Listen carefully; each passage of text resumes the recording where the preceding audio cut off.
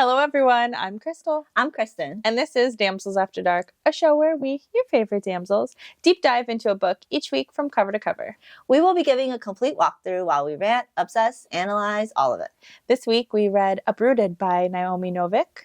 As always, our review will contain spoilers, so if you don't want this book's secrets revealed to you, please come back and join us when you're ready. Without further ado, let's jump into it. Damn.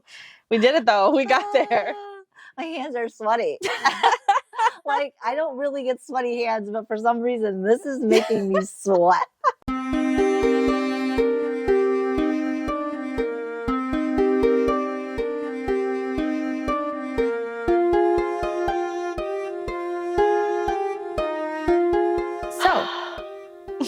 Yeah, this book was a real struggle to get through. So we're just cutting right to it. Yeah, sorry.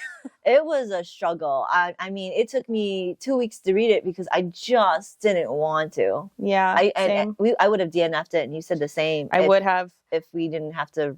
Read I struggled so bad I had to go get the audiobook. And if you've seen any of our reviews before, I'm like, I cannot do audiobooks, but I couldn't stay awake while I was reading it during my time because I read generally before I go to bed.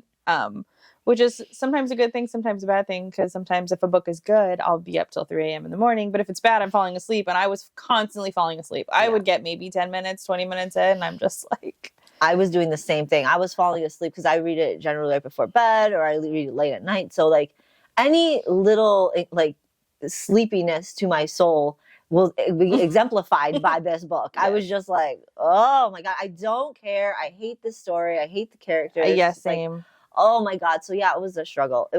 And I think I even read it way in advance. Mm-hmm. So I was thinking, I was like, I don't even know if we have time to read this book because it's so bad. And the funny thing is I couldn't wait for you to read it. Yeah. Because it was so bad. I was like, I can't wait for her to read this book. It was like trudging through mud. Like I just couldn't get through it fast enough.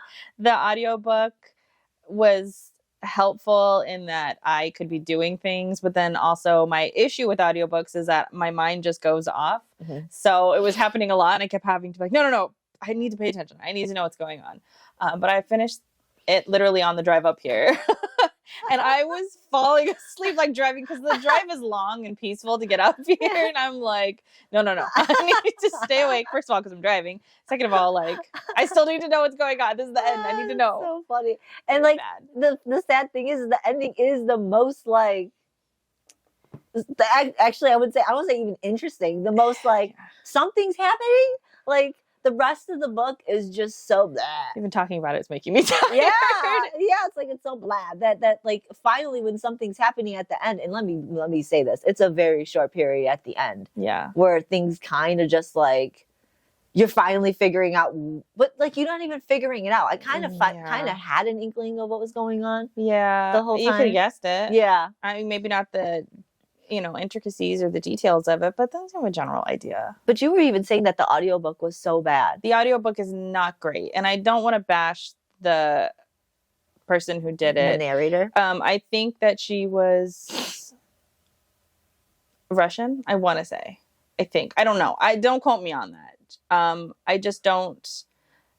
didn't like the cadence of how she did it. Like there was no emotion or emphasis on certain. Yeah, it felt very robotic at times. And it just wasn't emphasis where I would do it. Like sentences felt very choppy. Yeah. As opposed to like flowy. And so that was really difficult to get. It wasn't like somebody who was a seasoned reader. Didn't feel like it. No, I didn't get that vibe. I didn't really like it. And that was a struggle. She was nailing the names though. Like the spell names, the actual names. Because I saw...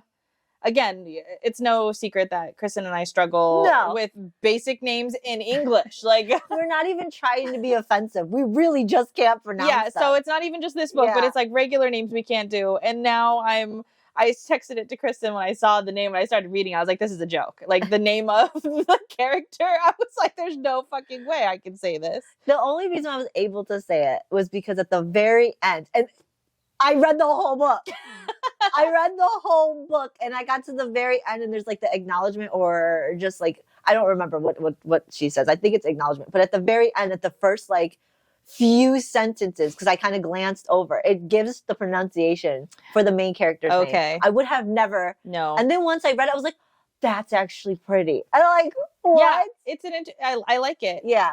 I have the Kindle book, so I would not have scrolled anywhere towards the end to No. see some pronunciation. No, it's only But it because was of the book. so nice hearing it from the audiobook. Yeah. I'm like, this is great. That's good. All of the words were great.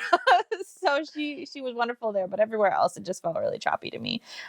So some things fell really short. Like some things happened, and I'm like, and I don't know, maybe it was her, maybe it was the book overall. Like, you know, people die in this book, and I was like, I have to say, what you talked about before, the standalone thing, I think is a big issue for this one.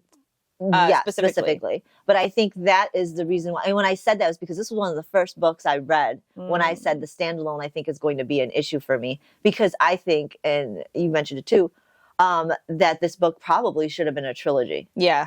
I don't know if I still would have liked it. Let's put it that way. But it probably would have been a little bit better. Much better, because a lot of the gripes that I have are things that could have been explored more through 3 books. Yes. But we're in the minority here because people love this book. This book has won awards. Yeah. This writer is well known. Apparently other books compare themselves to Uprooted. I did that. I'm up. We're this is kind of like Uprooted and such. And I think it's called, there's a second book right after this called Spindle something. And I was thinking about, if this was good, we should read that one next because it's another standalone. After this book, I was like, no. And you were saying it was comparing itself to this book, all her other books. That's like a red flag now. And I was like, yes, I can't. And that's how I view books. I'm like, if everybody's saying this is the author's best book and I don't like it, more than likely I'm not going to read anything else from there. And, you know, that's probably not a good idea, because maybe there is something in there that I would like that somebody else doesn't, just like people like this book and we don't like it. And I was hearing from some reviews that that people who generally like Naomi didn't really like this one, but did like her other one. So they were saying, if you don't like her, maybe try a different one. Maybe I need some time to heal, because I don't know if it's just the moment that we're in right now, and that we're having, like, we're fiending for an adventure, a book boyfriend, a romance. Like, I'm fiending for that. I know we've talked about it. You're fiending for that. Fantasy. And I'm getting like nothing. I'm not getting that. So it's like the more books that I'm reading that I'm not getting, I'm just like, now I don't know if I'm hating on it more because I'm just needing it, or I'm hating on it a justified amount because it is just crap. The thing is, I agreed with you on that, because I really want a high fantasy book. I'm really tired of these. Like, even the book we read last week, it wasn't a high fantasy book. So I was just like, I need something. So I go back to my tried and true books. Yeah. Like, I'm reading The Hobbit, which is a very high fantasy, no romance whatsoever, obviously. Yes. And I thought maybe that's what I needed to get me out of the slump, to feel like I hate these books, or like these books, or hate these books. So I'm reading The Hobbit right now just to get me back on, like, almost like I'm clearing my palate. You know what I mean? I should have done that. Yeah, because like I need something in between these, because we've been reading, in my opinion, bad books after bad books after bad. And I need something that I know is a really good book that I enjoy. And I'm on my high fantasy kick, so I'm ready for whatever we read next. But if I still do not like Uprooted. Knowing that I just read a high fantasy book and then I go back, I still do not like this book. know, for me, I think Uprooted did a fine job in the fantasy sort of realm. It's kind of a fairy tale, kind of a fantasy. To me, I liked all of this, like, idea. I liked this world. There are things I like about it. So for me, I don't feel deprived there. I will tell you though, I do feel deprived in the romance area of this, because ew. That's all I have to say about all of that. I don't know what this was. It was just gross. Every moment of intimacy or suggested intimacy, or like they're apart for a bit and she's like fiending for him. I'm like, this is fucking disgusting. Ew. Ew. I know. So that's what I'm fiending for. Here, the fantasy was great. It was a little scary. It was a little cryptic. There's magic, though the magic seems really weird. But I was like, I'm okay. I'm okay with it. Oh my god, the magic! I can't. The magic is. There's some gripes. I gotta go on a rant on that. Before we get too more deep into this, I'd like to just take a brief explanation of what this book's about. It's about a 17-year-old girl who lives in this village. Who the village feels safe when the sorcerer wizard comes down to their village and takes some girl every 10 years.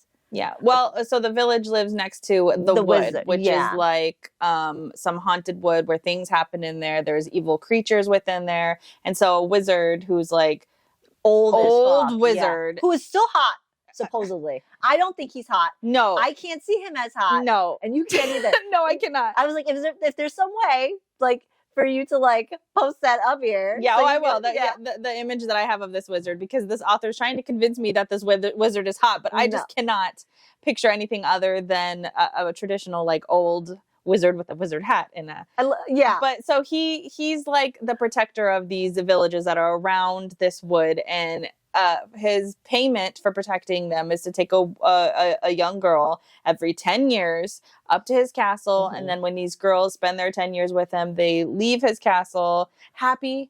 They don't seem to be independent as fucking women. I like this. And they leave the village. Yeah. And so essentially the plot of this book is that everybody thinks that the next girl to be chosen, I'm not going to remember her name. Cassia. It's Cassia. And so everyone in the village kind of knows this, and she's beautiful and she's brave and she's brilliant and she's all these things, and her parents know this, so they've sort of been raising her so that she can serve this lord well. And this is our main character's Agnieszka. Yeah. I'm going to get it wrong every time. Agnieszka's best friend. And so she knows that she's going to get chosen. And of course, the wizard comes down for his thing and he chooses our main character instead of the girl. Yeah. And then that's where our story begins. So they call her Nishka for short. Okay, that's where I was getting the Nishka. Yes, okay. And which is beautiful. I like it. I do. It's very similar to what we are familiar with. It's a name, we're familiar with. Nishka is very similar to something we're familiar with. So also like once I have to, okay.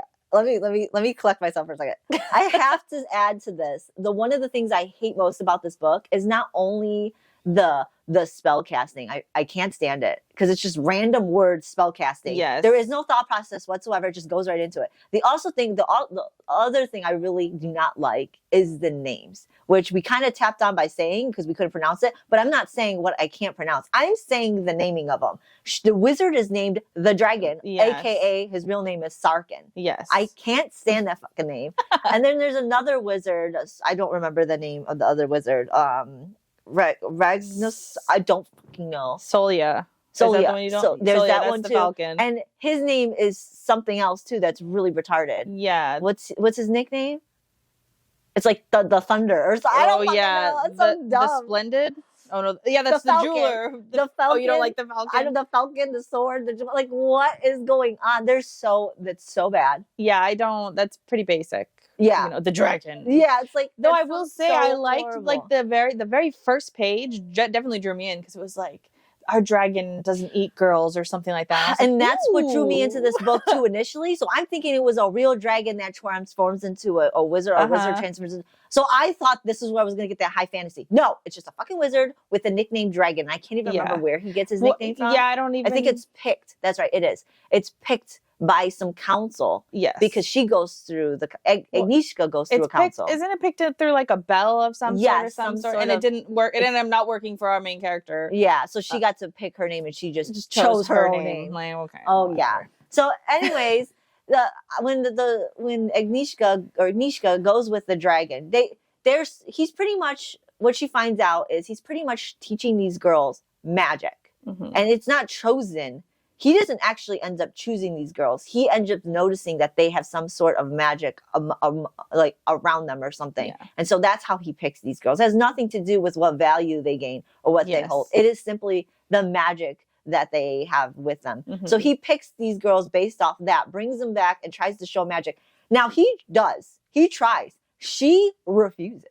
Yeah, she doesn't want any part of this. She goes all against. That's important because at the end of the day, she ends up somehow becoming this magical, fucking great wizard. Yeah, this like of a magician. Like super powerful. Yeah, the wizards of the court are shocked by her power. Yeah, you couldn't have done that. How can you have done that?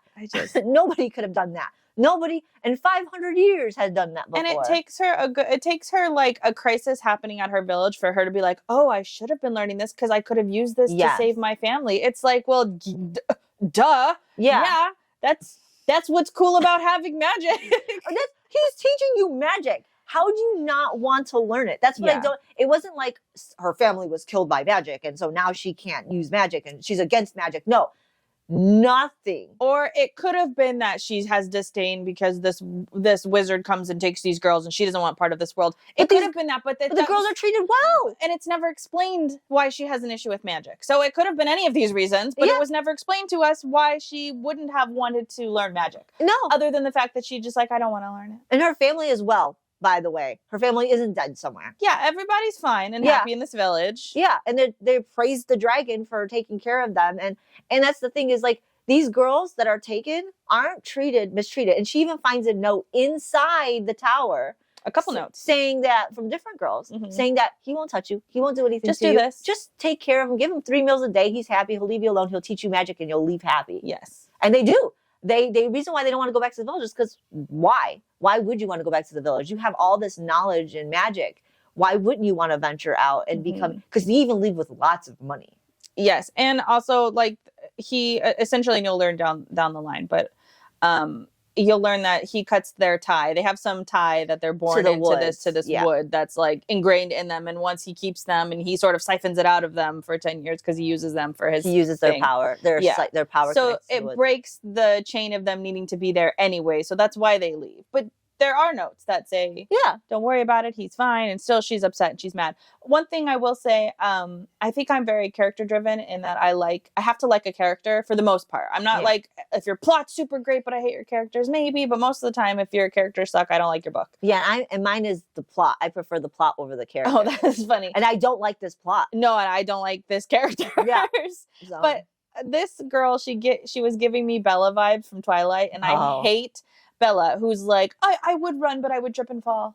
And like that was the vibes that I was getting all throughout this book. And she did trip I would do this, but I'm not brave. Yeah. Oh, I would do this, but I would fall. And then she does fall. And I couldn't possibly keep myself clean. I'm just trashy and messy all the time. It's that's another thing I'd like to add. The whole him mistreating her. The dragon treats her like shit the whole time for no fucking reason. Because she's dirty. She can't keep her clothes clean. She can't do anything. There's this spell that they use, and I don't know how to say it, but she says it just so she can constantly change her clothes. Yeah, into like whatever, pretty attire. Yeah. And he teaches her this spell, and she doesn't want to use it until she uses it when she's possibly being or she is being sexually assaulted by a prince that shows up. And I hate this part. I hate this part so much. Not necessarily because of sexual assault, which I fucking don't like, but the fact that right after she defended herself from this fucking prince of a dick of a prince, she hits him on the head, he goes unconscious, and then the fucking dragon comes up and starts demeaning her and treating her like shit for defending herself. Yeah. And there's a line that I can't. I fucking can't. It's not in here. I thought I wrote it in here. I did. It's, he said something. Okay, I don't even want to read that. I'm so mad. There's a part. So he pretty much says, you're going to have to explain to the king why your virtue is more important than his son. Yeah. Mm-hmm. It's like, okay, I get that possibly killing the prince is not going to hold over well with the king, but why are you being such a dick? That's the thing. Like, yeah, you can have that conversation internally with yourself, but she's just defended herself because he was about to rape her. Yeah. That's probably not what you say to her. That's not what we say to the victim. Like... I don't understand. It made me so mad. And the thing is, I was getting really tired of his personality because it wasn't even like, I could understand why this grumpy old man would be grumpy at her all the time, being gross around him, because he's like type A personality. Like, he's really clean. He's really methodical. So like, okay, I get this because she's 17 and she's annoying. I get it. But like, it felt almost as though the author was going out of her way to make you understand that he hated her and thought that she was an idiot, because every time he would address her for like the first, I don't know, quarter of the book, it was like, you bumbling idiot, blah, blah, blah, blah, blah. It would be like a string of them every time. I'm like, okay, we get it. He doesn't like her. He thinks she's an idiot. I don't know why we're saying this every time. It's awkward. Yeah. Gross. Even when he does start to like her, because they have this weird chemistry moment, we'll talk about like really soon. But there was this weird chemistry moment, and even then he still treats her like that. Yeah, he still calls her names and talks stupid shit. And she just like eats it up. Yeah, she's like, well, you know, and I won't fault her for that, because I'm here for a love, a hate, or what is it, enemies to lovers. I'm here for it. Yeah. But this to me was so that was overdone. belittling. Yeah. And it was like, and this is why I can't felt picture him. nasty. Yeah, well, this is why I can't picture him as anything other than an old man, because he was giving boomer vibes the entire time. Because this is like a boomer vibe to me. You're just, you're insignificant, you're annoying, you idiot, blah, blah, blah, blah, blah. Like, that's all he was doing the entire time. He's like grumpy old man. Yeah. And even just like all the name calling was belittling to a point where it was beyond enemies to lovers to me. Like, I felt like there was no turning back. And that's what was driving me crazy. The rape thing, where how he treated her, I couldn't get over that. So after that, no matter what happened, I did not see him. And he never even like redeemed himself with how he treated her. He still continued to treat her like shit, and she was just like fine with the idea. She's got some kind of weird masochistic shit to allow him to treat her like that. I was like, why are you? She was actually like fantasizing and thinking about him. She was here and there. Like she was just like, oh, I wonder what it was like. Thinking about kissing him or like it wasn't like throughout the book either. It was just like randomly. It would just come up randomly. Like, why are we talking about this? Touch. I wonder what this would be like. Yeah, and it's like what? You never did that before, and now you're thinking about that. Like, and all he does is talk shit about you to your face, and you're like, huh, I'm interested in him. Like, what? Yeah, I don't understand why she was interested. I could see a Stockholm syndrome situation, but you were giving us enough time. No. And then the thing is that that's not what she wanted, because what she actually wrote was a romance between these two. So it wasn't even like she was trying to do some sort of Stockholm syndrome situation with these two. It wasn't like a Beauty and the Beast you wrote situation. it as a romance. Yeah. You wrote these two falling in love, despite the fact that he was annoying to her constantly. But I hate her. So at the same time, I was like, yeah, she is kind of a fucking idiot. I agree. But also, like, you're both annoying. And I just cannot handle him. I could not handle him. I can't handle him, and I can't handle them together. Can we talk about their first intimate? Yeah, please. Okay, so she goes into like they try to do this summoning spell, which they're trying to use to clear the best friend. So her best friend ends up in the wood and they save her, but she's possessed in a way. So how that happen is the woods are like sucking people into a tree. So like a person goes into a tree and then like the poison of the woods ends up poisoning and corrupting the people, and they turn into some maniacal like demon type woods fucking, I don't know.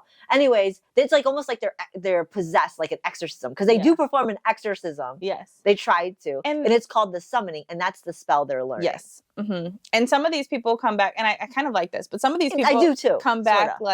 like they'll walk into the woods and they'll come out and they'll have like a power to convince you to kill yourself. Yeah. And like that was really cool. But they're still themselves and you don't know it. They just like end up. So if they get lost in the woods and come back, you wouldn't even know. There's like hints of it. Yes. And so that happens within the village, and she ended up getting her best friend, but her best friend's holed up in the tower with them. And now they're trying to save her by using this spell. It's called the summoning. And in order to do it, which nobody else can fucking do it, but she's able to do it, but with him as an assistant. So that their magic, while they're doing this spell, their magic kind of mingles together. And I guess it becomes intimate and they get these feelings or whatever.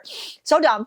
Because what ends up happening is like, it's just like they randomly just start kissing. Well, so they do that, but then they go back up to his like library or something, and it's when they're doing the roses. They're like, they're practicing to do more magic together because they found out that their magic really goes well together. So they're like doing an illusion of a rose in a garden and stuff, and then their magic starts. It's an intimate moment of their magic commingling and coming together to create more beautiful magic. And then out of nowhere, they're fucking kissing. And it's like, wait, ew. It is. First of all, gross, really, no. Yeah, it's really out of nowhere. There is no sign that they were, in the beginning, thinking about being with each other. No. There was none. There was only a slight suggestion that slight. Their magic commingling for the first time was the most intimate thing. That was it. That was it. That was the forewarning for you before you got to this makeout scene, and then he like pushes her off, doesn't he? I can't really remember. I just don't like it. It like blacked that whole. It gets worse though. Yeah, that's not the only one, but I think he does push her off. Yeah, he pushes her off. He says something, and then she goes running, but then this stays with her because she'll be thinking about like, oh, I wonder what it would have been like to go all the way. Yeah. I think they kind of do like grope each other and fondle each other while the kissing thing. Yeah. It's like For a hot minute. it's very PG-13 type. Yes. It's not really spicy, and like in fact you're kind of left like, what the fuck is going on? Yeah. Yeah, no, it was the opposite of spice. Yeah. So after their gross kiss, then Cassia has been like sick after her summoning for like a couple days. Yeah. Because she runs up to the room and she can't talk to Cassia about her very intimate moment with the she tries not to talk about it at all to Cassia. Like, yeah, because it's fucking disgusting. Yeah, it's like so fucking weird. So I think at some point, I don't recall what causes this to happen, but word gets back to the kingdom that Cassia is healed. I think she goes back to the town, and then word gets to the king that they healed Cassia, and they want to... Well, that they have a corrupted girl. Yes. They don't know that she's healed yet. Yeah. Because the law of the land is that for anybody who's been corrupted, they are instantly given the death sentence. Yeah. So the prince and like the Falcon, which is a court, another court comes wizard. comes to see if Cassia really is healed. Yeah. And then they find out she is, and so now word gets back to the king. Now, we kind of didn't talk about the king or the kingdom, which really doesn't matter. All you really need to know, it really doesn't. It doesn't. All you need to know is that there's a king, and this king fell in love with this woman who becomes the queen, and she leaves. Yes. And ends up, they think, well, she leaves with another man. They think. Yes. They're not sure. There was kind of a hint that she did run away with somebody else from another kingdom. I can't remember the name of the kingdom. It's the prince of another, of Roslyn. It's the opposing kingdom that they're warring against. And so the king gets really mad and doesn't really want to believe it, wants to get his queen back to find out, because he is under the belief that they kidnapped her. Mm-hmm. But everybody else believes that she ran away with him. And they both got caught in the woods, and they've been gone for 20 years. Yes. And so they are still in the woods, and they want to find them. So the king gets word that there possibly is a way to heal. And Prince Merrick. Prince Merrick is a mommy's boy, by the way. Mm-hmm. Huge mommy's boy. He is a huge mommy's boy, which is very important in this book. So he gets word, and Prince Merrick wants to save his mom. So he comes back to the tower to try and convince them to go back to the king. Well, I think he just says, no, you got to go. You got to go back to the king. Well, they do to go to prove that Cassia is really and to get killed, or they do the death sentence apparently. Essentially. But they're like, no, she's cured. We've done it. We've cured the woods. And of course they don't believe her, so they do a whole ritual of for days. It was like for 3 days. They do the summoning thing to prove that it actually happened, and so that she's no longer corrupted. Yeah. In the process of that, they somehow managed to connect the woods with being in the kingdom. Like it calls the woods, like the Hobbit puts the ring on and calls Sauron, like that type of thing. So while they're doing that, it's like they open up the eye, because Cassia still has some kind of weird connection, because she's no longer human, by the way. Yeah, she's like a half tree person now, because she's just like super strong and super I don't know, indestructible. I don't know. I think it's kind of funny and cool at the same time. I think it's kind of funny too. Because she ends up doing some battles in the future. And it's so funny. It's so funny. I don't know. Anyways, she's got the superhuman tree strength power. It's wild. Yeah. And so when she's at the kingdom and they do the summoning thing, it's kind of like she still has that connection, but it's not a poisoned connection anymore. It's just a connection into the woods. Yeah. Literally like the Hobbit. Yeah. Yeah. And so it opens it up. And so now the woods is now attracted to the city, or the kingdom's main city, the capital. Yes. And so now it's like the eye of Sauron is now looking at the capital. The Queen of the Wood, I should say. We're just gonna spoil that right now for you. The Queen of the Wood. The Queen of the Woods is, which I think they do talk about that. The Queen of the Woods is a very common thing right around now. Yes, they do start talking about it. It's a whole adventure. After that they go to the capital. She gets named a court wizard. She even with no name. Her own name. She had to fight and prove that I do have all of this fucking power, and they didn't believe her. And then she rattles the earth, and then they're like, well, you do have all this power. It's a wild ride. I will give her that. I was likening her a lot to Holly Black, because she shoved a whole lot of shit into 400 and something pages. Because we go to the Capitol, she gets named. There's a trial, and then there's a betrayal. There's a betrayal. There's monsters fighting there. The king dies. They blame her. She's got to grab the kids. They got to go. Oh yeah, we didn't even say about the kids. The kids are next in line. They're like the cousins of the prince or whatever. And then there's this beautiful like Amazonian warrior kind of girl. Her name is Alosha, which is, I like her. She's I the like her too. only character besides Cassia when she becomes a tree person Yeah. that I liked. Oh, and we forgot as well on this adventure. Before they even go to the capital, they go into the woods to grab the queen out of the heart tree. That's right, because because that's why Prince Merrick. So when Prince Merrick sees that they've rescued her, they're like, "Well, now we got to go rescue my mom." So they go and they take that's why they 30 men into the woods and come out. All die. They all die. Just come out with them. Of course, our protagonist saves the day. She's there with her other friend. I like Cassia a lot. I do like Cassia. So they pretty much save the day, and then Prince Merrick comes out. I think Alosha was with them at this time. 4 of them. No, this was before, because they don't go to the they don't go to the capital after this. Because they go to the capital to take the queen. To be like, look, here she is. We saved her after 20 years. And that's why Cassia is with them, to prove that the queen can be healed. Yeah, but also she's on trial too. She's on trial. Yeah. So that's the whole thing, right? So everybody doesn't believe that these two are not corrupted anymore, and that they do. Most people want them put to death because they don't believe that you can fix it. And so including the queen. And so that's a major part why what's her name?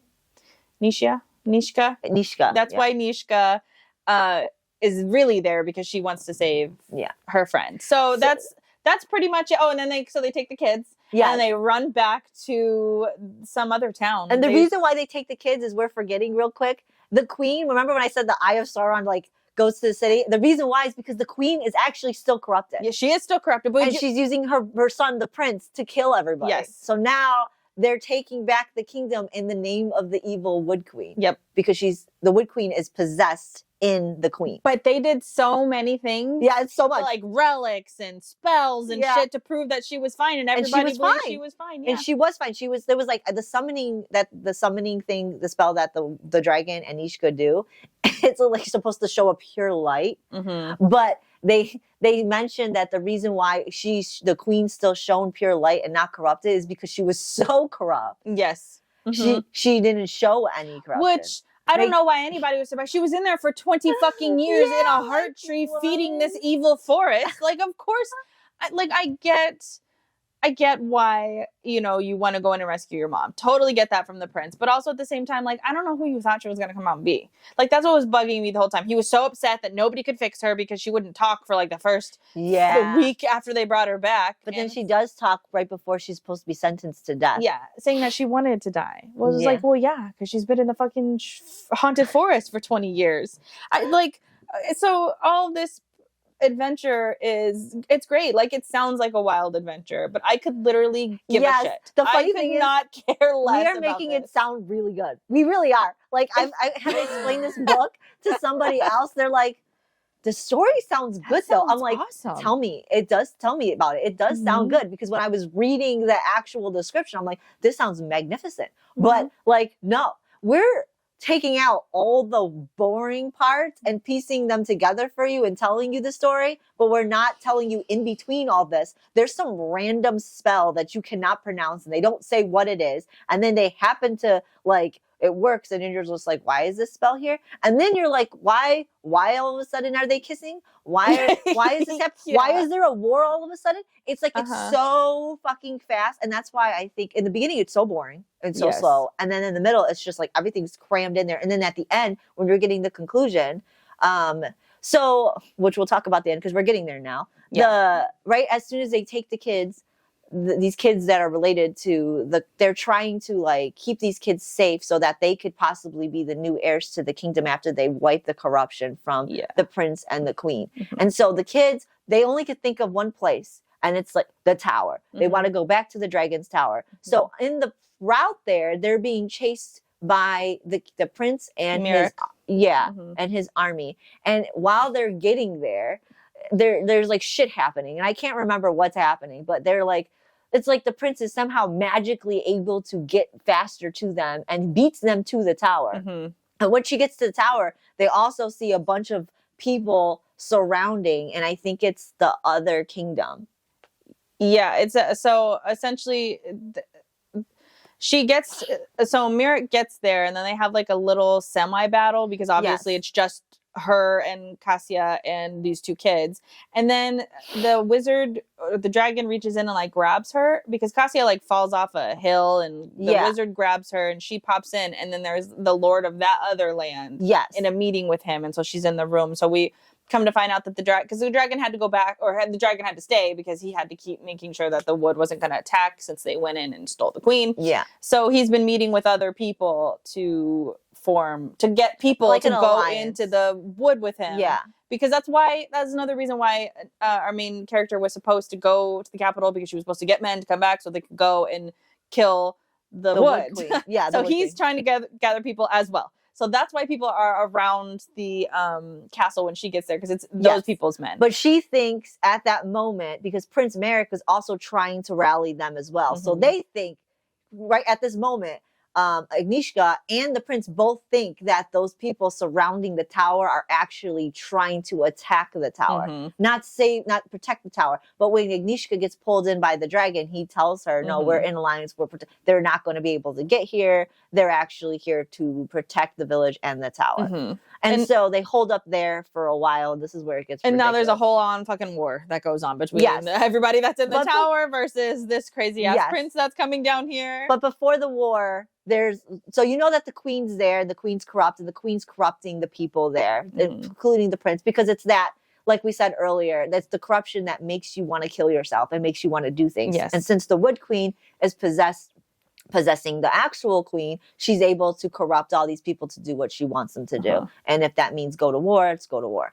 So in this time, she is in the tower. Agnieszka's in the tower with Cassia, the kids, and she holds them in some kind of like pantry area where the food is with the men that are there. They're coming in and out and they're eating, and they're just trying to make light of the situation before the battle. So before the battle hits, this is where the fucking weird intimacy comes in. I can't fucking stand it. So to just like make this whole timing like, so it's like while they're doing this, it's kind of like a little slow at this point. They're just talking about being in the tower, the people being in there, trying to make room to keep people safe, yada, yada, yada. Anyways, while she's like downstairs with Cassia, she decides she just wants to wake up. Okay. You don't know why. There's no reason for it. No. She's just like, I'm going to get up. And she heads towards Sarkin's room. And she's not explaining why, but while she's going, which she never did before, but while she's going to his room, she's experiencing these weird, like, spell casting things that she's going through, where the room is like elongating, then shortening, and then she's feeling all the types of feelings and intensity, and then it's almost like it's getting scary, and she's becoming almost like claustrophobic, and all these weird feelings. She's like ignoring them because she knows at the end of the hall is his bedroom. So she ignores all of them, manages to thwart these spells, gets into the room, and she just sees him laying in bed. And then she goes up to him and he gets up on his elbows and he's like sleepily acknowledging her. Like, how did you get in here? Of course, she's a great fucking wizard now. Randomly. I think it's not even years that go by. I think we're talking like maybe months. 6-7 months. And she pushes him down. Okay, let me take it for you. She pushes him. No, I think she like either kisses him right away and then pushes him down. Yeah, well, she kisses him and he's like, "What are you doing, you bumbling idiot?" Or something. I'm like 500 century years older than you, and blah blah blah. You're blah, only blah. 17, and I'm this. And she's like, "Shut up. Do you want me to leave?" And he goes, "No." And then they like fucking have sex. She straddles him. Yeah, she gets up on him, and 17, mind you, this girl is 17, which I'll put it out there. Normally, an age difference isn't an issue for me, right? Because I read these books, it's fine. Yeah, we don't like. Because of magic. This is for some reason, and not just for some reason, but like I'm gonna just say for some reason, it's fucking gross. I was listening to this in audiobook, and I was like, you're also imagining him as a nasty, like old ass wizard, which I am too. Yes, I can't get it out of my head. So when this scene came on, I had to like flop my memory over to like, okay, no, this guy's supposed to be really good looking. Even then I couldn't, because he's such a disgusting person to me. Yes. He's like a disgusting, like, why would you even be interested? And then, so, okay, even if she was just using him for sex, which obviously she's not, because it's war, it's battle. She's thinking, okay, I just want to have sex with this guy. But like, right? You're 17. Why would that even be in your head? Why would you want to be with your best friend downstairs? Yes. Like thinking about battle planning? Because this is an adult experience. Yes. Right? If you've had sex in your life, then that's something you're thinking about, like, oh, I want to do this again, have this experience with somebody before I leave. That's not something a 17-year-old I'm imagining this is your first fucking time that you're like, oh. And she's well fucking good at being able to seduce this man. This boomer of a man. Walks through magic and spell casting protections just to get to his she room. wants that D. I don't think so. I don't point me to a 17-year-old that's thinking of this the day before a fucking battle. And well controlled in the art of seduction. Yeah. Exactly. And enough magic. that he couldn't possibly resist. No, he couldn't. And like and then it slides over to she wants this, she knows what she wants, which is very rare for somebody who's never really had, they don't know what they want because they've never experienced it. So why would you know what you want? So anyways, she thinks she knows what she wants, and then now all of a sudden now it's like, I didn't know this. Like when he starts touching her. I wanted this so much. I know I want this so bad. Oh, I didn't know it would be like this. Ooh, touch me again there. Like, what is going on? No, this was a hard no. This whole romance between these two is a hard fucking no. There was no build-up. There was nothing here. We get some random ass fucking heavy petting scene in the tower like 3 months ago. And then sometimes her mind is going that way when she's away from him while she's at the Capitol. She's thinking of him. Yeah. And then we get to a sex scene. He didn't woo her. He didn't say those cute little things that get us, get me butterflies in my. No, I didn't get. And the thing was there wasn't even a hint that she was going to see him. It was just, okay, I'm going to go wander the hallways and go find him. Oh, I wonder where I'll end up. It's funny though because Kristen had forewarned me about this. She said, "Wait till you get to the sex scene," and so this whole time I was like, "Who's it? It can't be between these two. It cannot." But then this other wizard, the Falcon, was doing more of the like slow seduction and flirting that I would expect it. So I was like, maybe it's gonna be the Falcon. I could be into the Falcon because he was doing it. He was doing it. He was I'll be your friend when you stop thinking of me as your enemy. Like, those are the classic lines. Yes. So I'm like, I'm here for this. But then this bitch, his mind kept going to this wizard in the fucking tower. I'm like, what are we doing? And then that whole, I don't know what this author was trying to put between those two because nothing came about that. They're not a single fucking thing. No. He flirted with her the entire time she was at the Capitol, kept trying to seduce her over to his side. And then we just ended that storyline. It didn't come to a conclusion. Nope. He didn't betray her in some way. He didn't come out to be a better man at the end of this. It was just like, nope, the Falcon was ended. The Falcon ended. We end. Yeah, when she left that Capitol, there was no more the Falcon and her being like playfully flirtatious. No, because she was even playfully. She was a little bit with him, so that's why I was like, okay, I can get these two. No, and then we have sex with the Falcon or with the dragon, and I was like, no, I fucking hated that. So then, right after that sex scene, which was a shitty fucking sex scene, the battle commences. The battle just starts. It becomes this all-out battle where let's just get down to the nitty-gritty. They lose. Yeah, they lose, and what ends up happening is they get locked in some area because they end up not being somewhere in the tower. I think Agnieszka and the dragon and somebody else ends up in this like crypt area, and they get like cornered in there. And I think with Prince Merrick or whatever and the Queen, and they somehow end up seeing like visions of this beautiful wood queen being like trapped and bricked up in the crypt with the king. And then you kind of start to see these little like, I don't want to say foreshadowing, these little storylines where you're starting to understand the Wood Queen and what's going on. So now you know that she was buried in there or buried alive in the crypt with the king, but you don't know for how long. So the long story short, the queen ends up becoming removed from the actual queen. The Queen of the Wood gets removed from the actual queen because I think she dies. Yeah. Well, she kills her. So the queen kills Prince Merrick first. Yes. And then I think she dies after that. Because she's so now so much for being a mama's boy. Yeah. Your mom kills you. Yeah. Because I think he tries to like do something to call her back because he's starting to understand she's possessed. Yeah. Because it's here that we learn that she's actually corrupted. Yeah. Because you didn't know. You just thought the Wood Queen was. You kind of had an idea. Yeah. Because I mean, it goes back to all the other things of the Woods corrupting people. So you have an idea. They die. and then the Wood Queen now is back in the woods. Yes. And so now we kind of get a slow like moment where everybody's starting to collect themselves, collect the dead, because almost everybody's dead. And now fucking Agnieszka decides she wants to go in the fucking woods and just kill the queen. She's like, I'm done with this shit. Yep. I'm going straight to the woods. And her and the dragon go in together, and they don't even really wait. They just kind of go. They just, and he's like, what he's griping. He's a total boomer. Like the entire time, all he's doing this entire book is boomering. Yeah. But he's griping the whole time. What are you gonna do next? What are we gonna do? Okay, let's go. We're gonna go now. So they grab their fire heart, they go in, and then they essentially set the woods on fire. Yeah, they go to the actual heart of the woods. Yeah. Where they see the Wood Queen pretty much just laying there like Sleeping Beauty underneath this big tree, and they try to set that big tree on fire, which awakens the Wood Queen. Yes. And the Wood Queen ends up taking Agnieszka, there's a whole battle that happens, but we're just briefing this. She takes Agnieszka and puts her into the big wood tree. Yes. To kind of get her to give her life force to the tree, because she burned the tree. So the Wood Queen is trying to give their life force back to the wood. And then you find out that tree that Agnieszka is in is the sister of the Wood Queen. And you find out while Agnieszka's in the wood or in the tree, she finds the real story, because the trees have memory.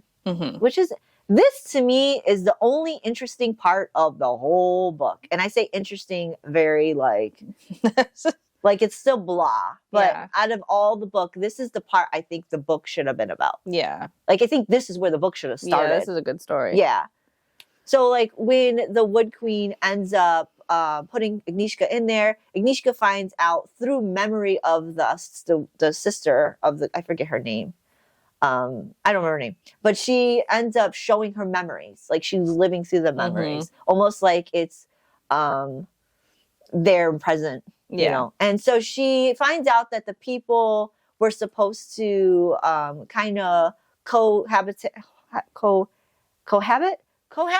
the area that they're in, the woods and that village that's close by. They used to like kind of live together in harmony for a little bit, and the wood people were trying to show the humans how to just be better people, but the humans only remembered bad and wrong things, which started corrupting them as humans, which caused this like animosity with the humans and the wood people. And so when the actual king died, the queen was buried with the king, and then they were overthrown, and then they started attacking the wood people.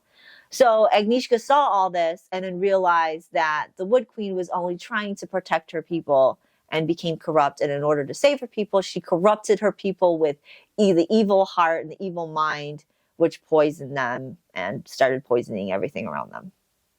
That was the end of the story. Agnieszka ended up living. That was a great story. Yeah, Agnieszka ended up living and stayed home in the village, and she used her magic to like heal the woods, because she was ending up healing the woods. This is the most interesting part. She ends up staying and healing the woods, because she made a deal with the Wood Queen that if she rested, she would pretty much like take care of everything. And so she was making the people, the tree people, become healed again. She was protecting the area, and Dragon went off to do something, because he went to the capital because there was corruption in the capital. So he goes out to the capital to go fight that off.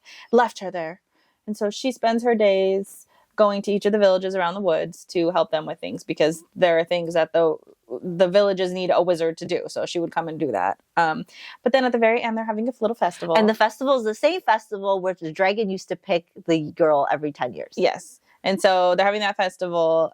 She goes to her village to do it. She sees her mom. She sees her sister, her friend's mom, and she dances with some boys, and she has fun. And then she's like, sitting at the very end of all of the party, everyone's sitting there, and then somebody stands up and says, "My lord," or something like that, and then we pan to the dragon dressed in brilliant attire, and he's got like this is probably the most description she gave of a character throughout the whole book. Like during the book, I'm trying to picture, but there's like very minimal descriptions of people in this book.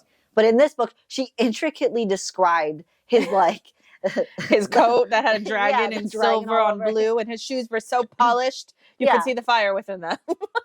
It was so. It was so weird. And then he tries to pretend like he was just there to collect the taxes, but she knew it was more than that. And she wanted him to not think of that life for a second more. So she walked up to him. It was just gross. And then we end with her like he, of course, he's scorning her for doing something. Oh, you're eating the fruit. Yeah. Well, it's delicious this time of year. Yeah. Come see my mom. Yeah, come here. That is the ending of the book. That is the ending of the book. I forgot all about that.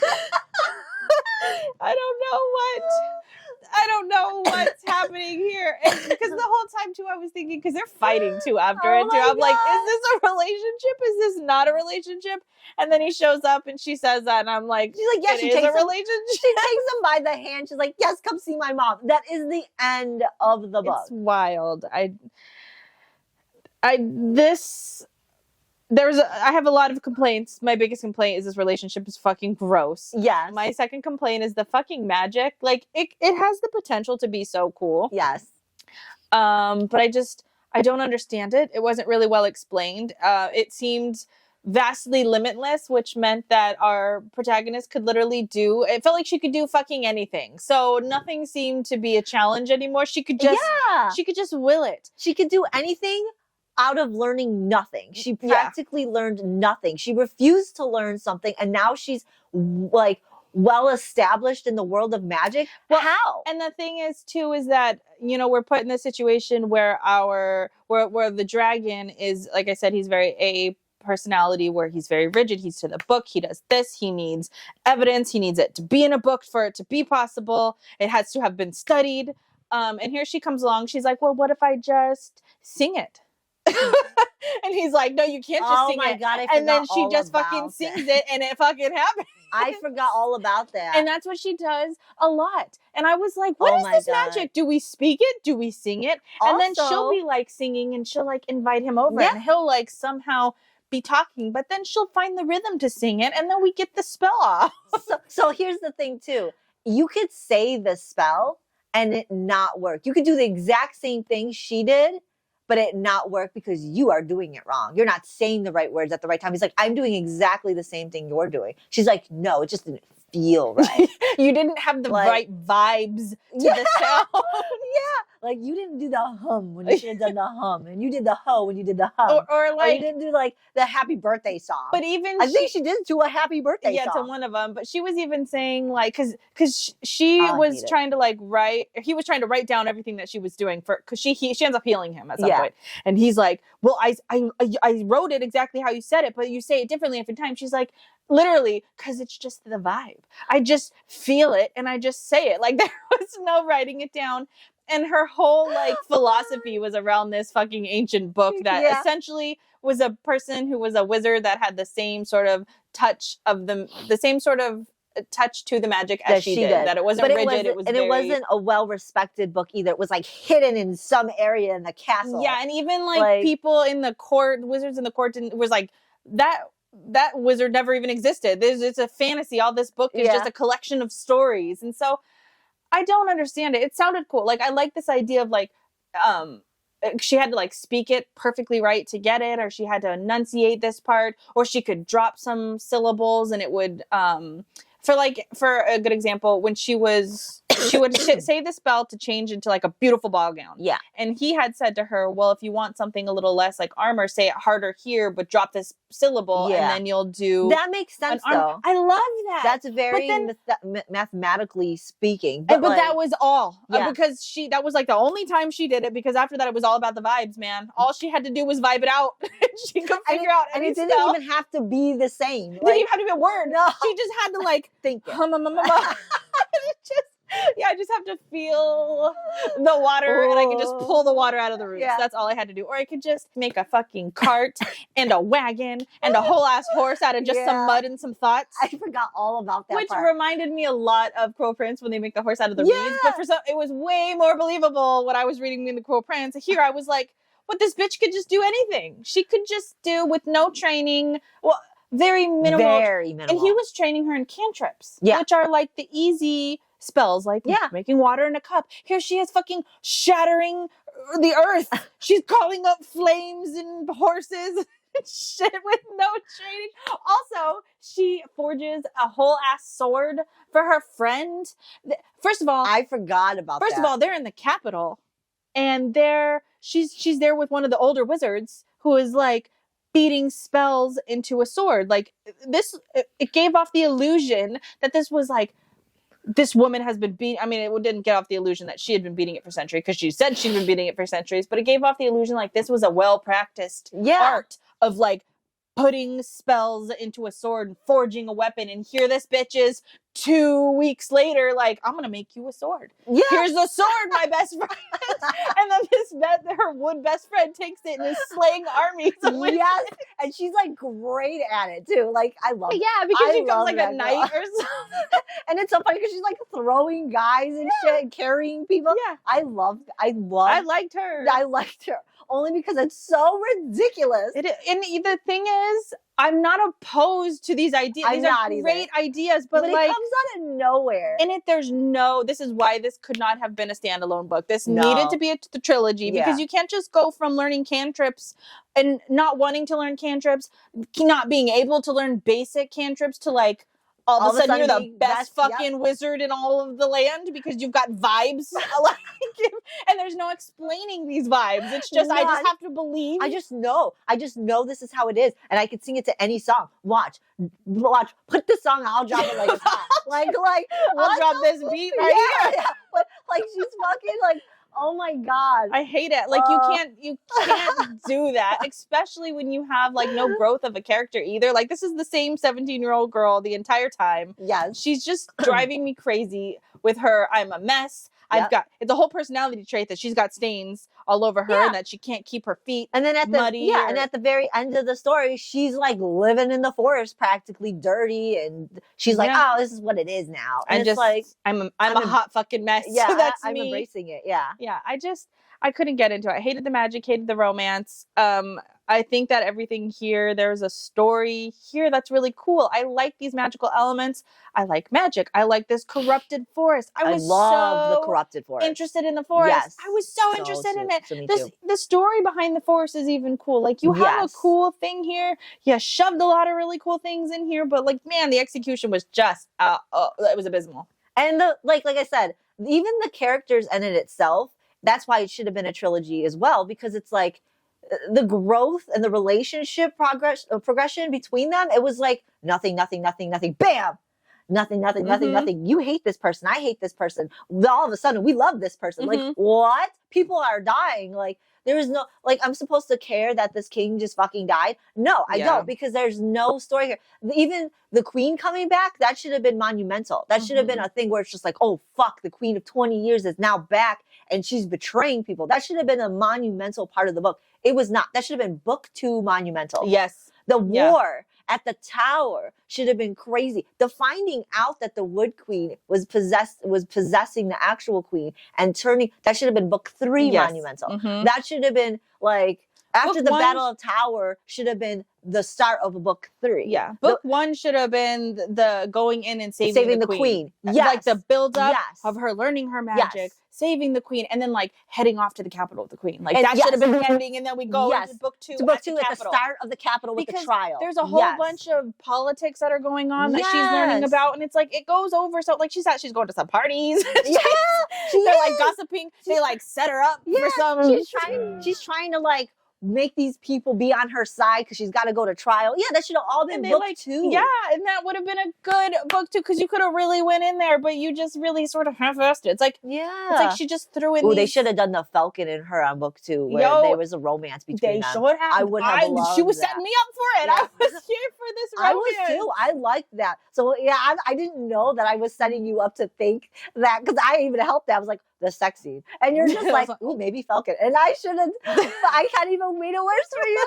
Because I was like, no, it's not gonna be him. It's gonna be this guy in the fucking tower who I haven't seen from like, how many times I see him in the book? Must have been like 5 instances I've seen them, and of those 5, 2 of them were intimate moments. The weirdest kiss on the face of the fucking planet. Yeah. The groping was just like, ew. If I were watching that on TV, if it was a TV show, I would have been like, I got pause. I got to get this. That's literally how I felt listening to the audiobook. when the sex Oh scene came my on. God. Like this Yeah. 17-year-old all confident, I'm just gonna straddle him, and I'm just gonna.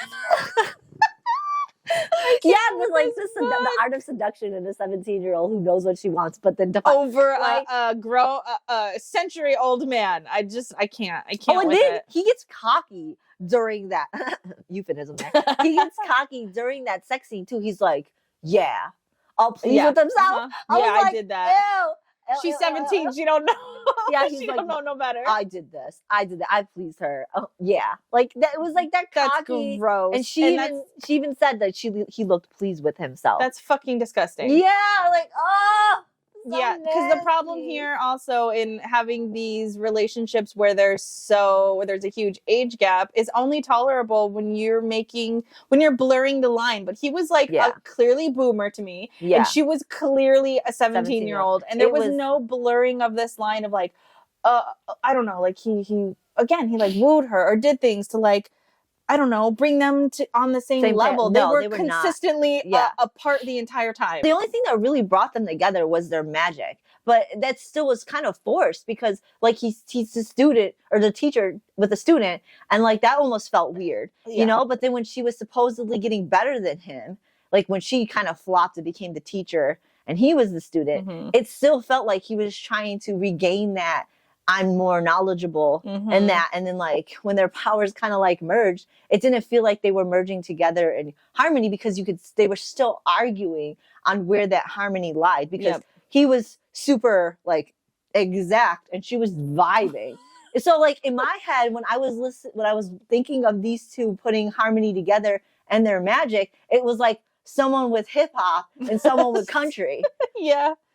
Or even like some classical and someone with rock. Yeah. Or hippie vibes. You know what I'm talking about? Like it did not sound like when I was putting this magic into music and in my head because that's what she was doing. And like you got her singing a happy birthday song and him with classical. Yeah. So I'm like, and this isn't working. It also was told over and over that he was begrudgingly pulled into this. Oh, I gotta fucking do this thing with her. Like she kept saying, I could feel his indignation. Indignation. Indignation.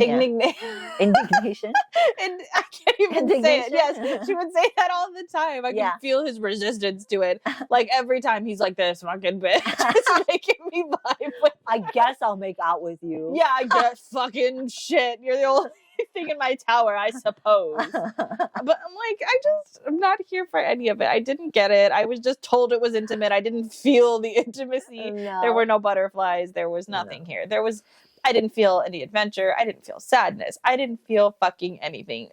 Again, great concepts. I love the idea of her, like, when she's exercising these people, she could, like, see them in the woods, and she had to, like, burn the woods down and, like, pull them out. Like, that was so cool. There were parts of this that were really cool, but man, not enough to hold the book up because the other part, it was like, you had some good, and then the rest just dipped. Yeah. You like had a couple high peaks and the rest was just dipping. And like you said, there was no real like character connection. So when the prince dies or the king dies, I mean, you don't really care about the prince because he tries to rape her, right? No, I don't even know why. And he's an asshole the whole rest of the time. He tries like at some points here and there to pretend to be a good person. I did it to be with my mom. It's like, you didn't rape girls to be with your mom though, did you? Yeah, and we all like, know that's your thing. He was raping girls. Yeah, that's like, his thing. Because when you go back to the castle, they tell her like, oh, this is what kind of person he is. He like is always trying to be gropey with girls. Yeah, specifically the dragons girls to like one up him. What it's like,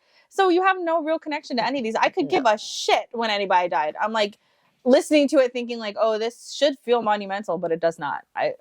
No. Just get me through. So, what's your rating? A 1. A solid 1.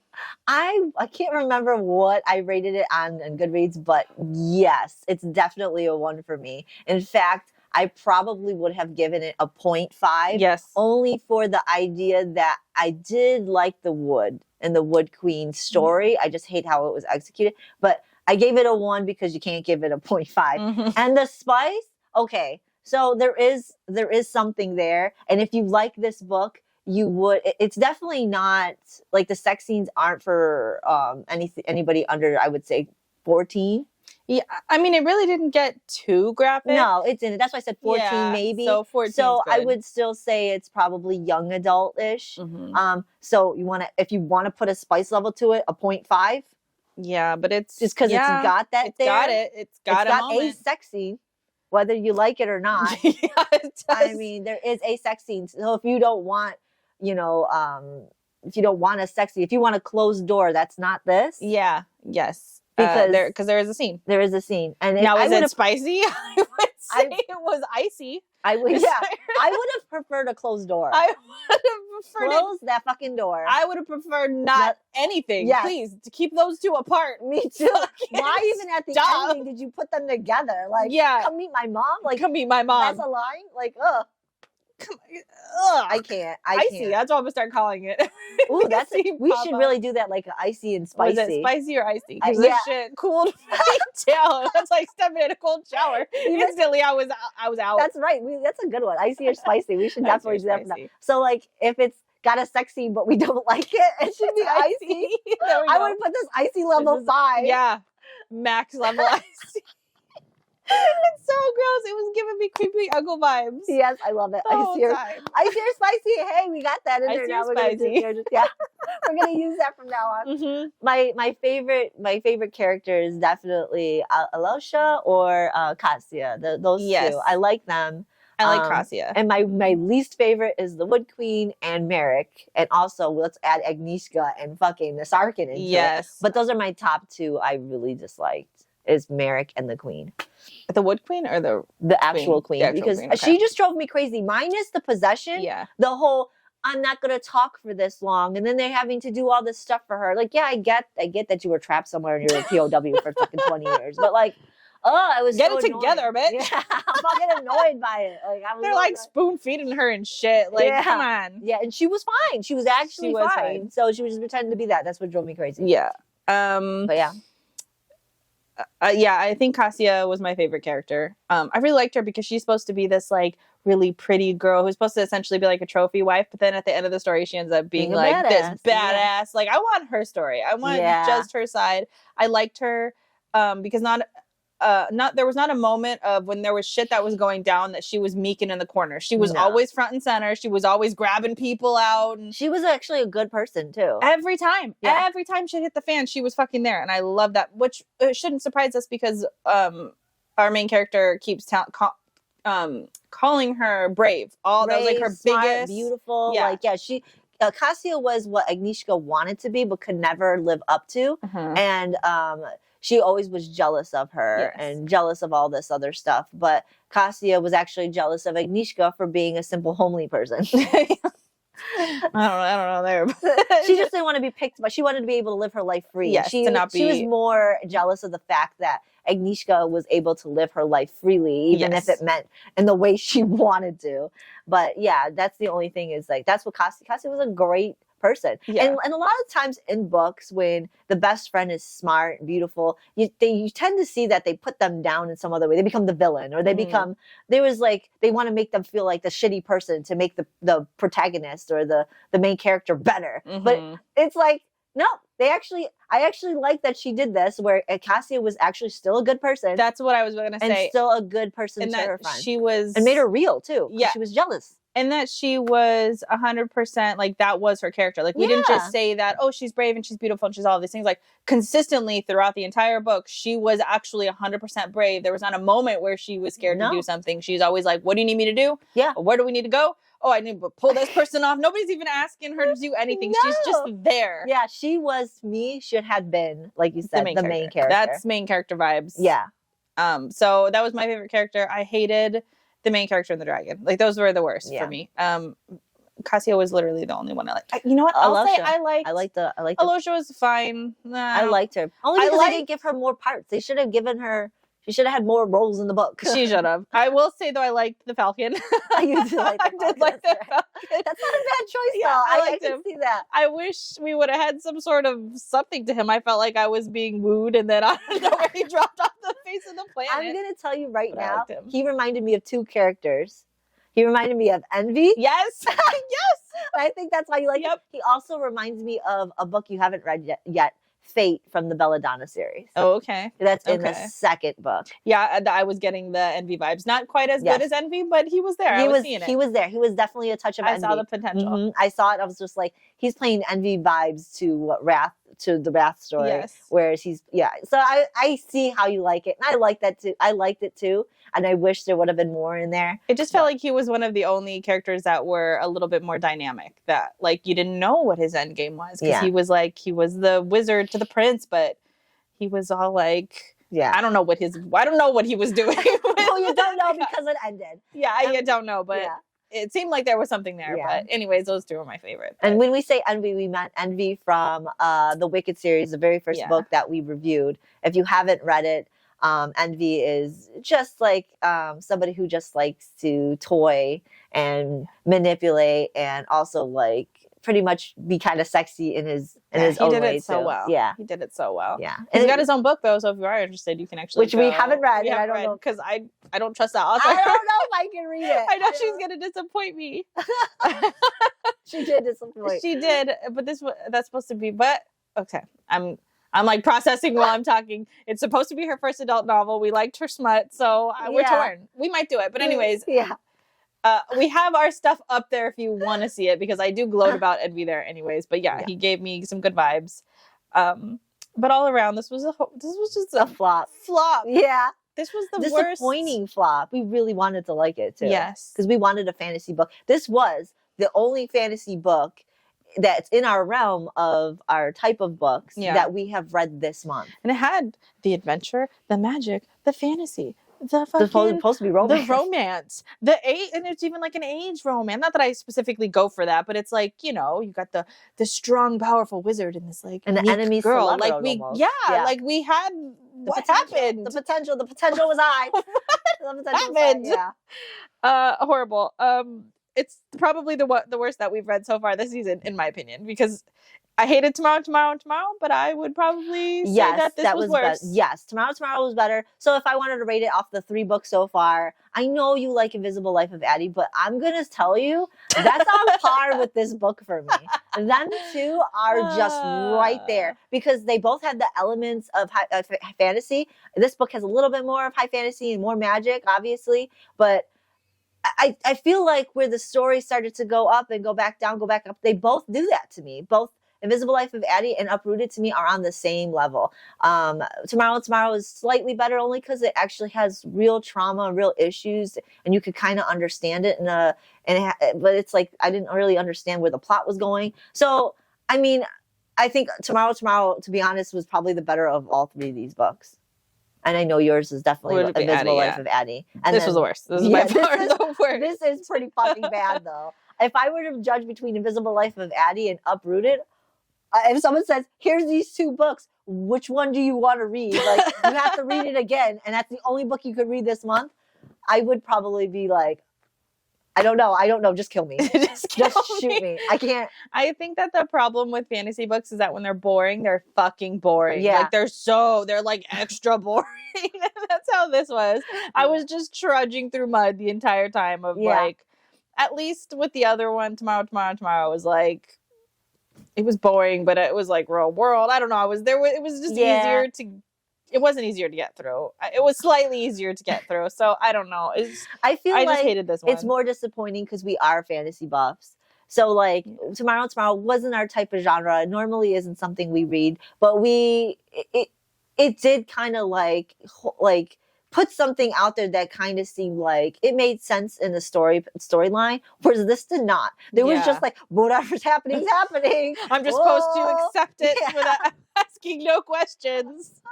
She's the most powerful wizard. Okay. Oh, we're gonna throw this at you now. If you say so. Yeah. It's crazy. Horrible. I'm like praying to the gods that Cersei will be a little bit better. Yes, because that is our next book for next week.